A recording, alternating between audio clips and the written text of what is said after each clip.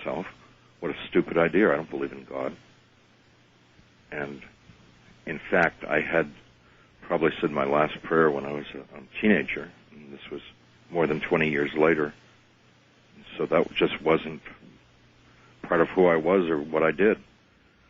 And then a second time, the same thing. I heard a voice, my voice, say, "Pray to God," and I thought, I don't even know how to pray. I don't know how to ask for help. And part of the person that I was someone who never asked anybody for help. You know, I was an independent, self-sufficient guy who didn't need people. Mm-hmm. And a third time, pray to God, and I was thinking, what did I say when I was a kid? And I got all confused because I thought that to pray was to recite some memorized verses. That's what I'd done as a child, and I was trying to remember what that was. And right. Without intending it. Something official. Yeah, right. Without intending it, some things, I kind of murmured some things, and what it was sort of coming out like was, glory, glory, hallelujah, his truth goes marching on, I pledge allegiance to it all got Father. mixed up, huh? What? All got mixed up. Yeah, our Father who art in heaven. So, but when I mentioned anything that had to do with God, the people that were around me became inflamed, and they were screaming at me in extremely vulgar, obscene terms that there was no God, nobody could hear me, and they were going to really hurt me now. Oh. But what encouraged me to try and remember some phrases that had God in it was the fact that they hated it so much I was finally able to get back at them. And then I noticed that any mention of God actually pushed them away from me and drove them back into that darkness. So I was trying to remember stuff, and it was just all mixed up. And so at this point, it's cause and effect. In other words, you suddenly discovered you had some little weapon or some way to fight back. Yeah, it had this. What didn't have anything to do with faith or anything. It was just like, this works. I'm right. going with it. Right. Oh yeah, whatever works in a situation like that. Yeah, and so I'm trying to remember things that have God in them, and they're screaming and yelling at me and backing up further and further in the darkness. And then I realized that the only thing I could hear anymore was me. And I stopped, and I listened, and there was just silence around me. So I began to consider my situation, and I'm too broken and ripped up to crawl. And if I could crawl, where would I go? Because absolutely no sense of how I'd gotten there or where I was, just darkness.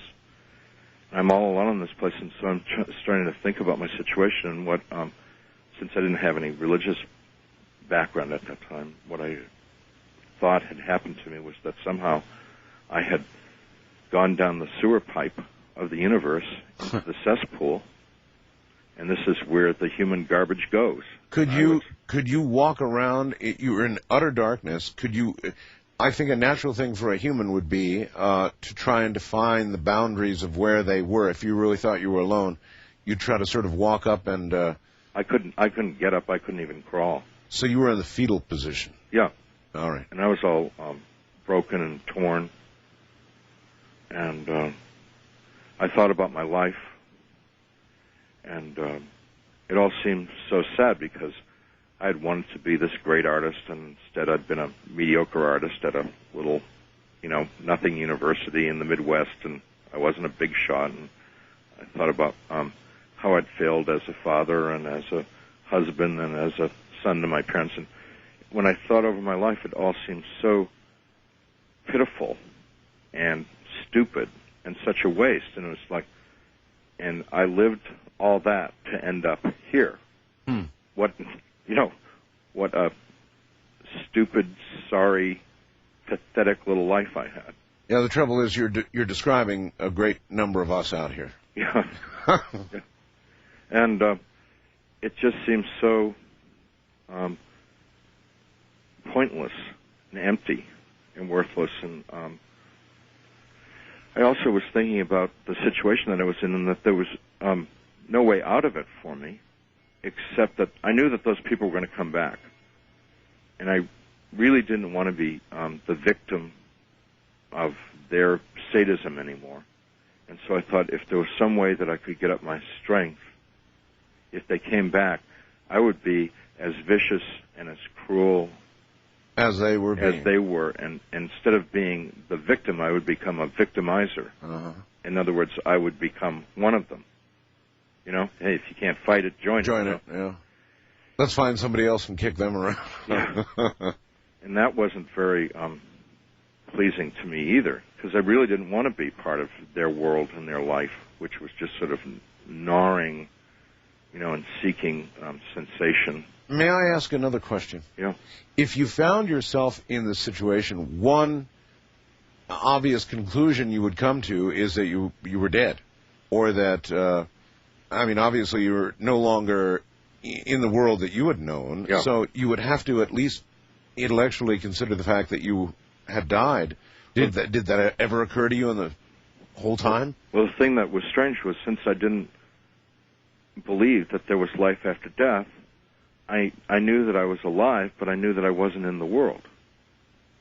And so I thought it was like somehow I had left the world, and I would never be a part of the world again. One of the most painful things in this whole experience was the realization I was never going to see my wife, my kids, my parents, my dog. But that's another way of saying that you realized that you were off Earth, and, short of a shuttle trip or whatever, there's no other way to get off Earth alive anyway.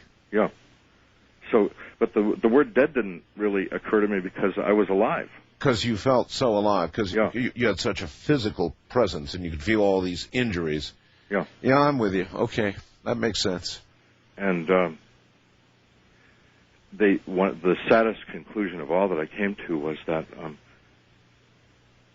somehow I belonged in this place. That I hated the place and I didn't want to be there, but I knew that I had a certain kind of affinity for the people who had attacked me, and my sense was that they were people who had lived life like I had lived it.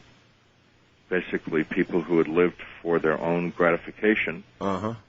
And now I was with them, except that there was nothing good anymore, just emptiness and darkness and hopelessness. So the only gratification left was just sort of chewing on each other. Brother. And my sense was that not only would this go on forever and ever, but that it was going to get worse. I didn't know how it would be worse, but chewing on each other, that's almost a metaphor for what a lot of people do in life, chew on each other. Yeah. But, is that really I guess, in your case, it's a ticket to hell, but it doesn't seem like it's deserved. I certainly don't know God as you know God, Reverend, but it seems to me that a man who supported his family and was basically good, maybe took a drink, did a little running around, that just doesn't seem like it ought to get you a ticket down there. Well, what I learned later in this experience is that if we have love in us, and I'm not just talking about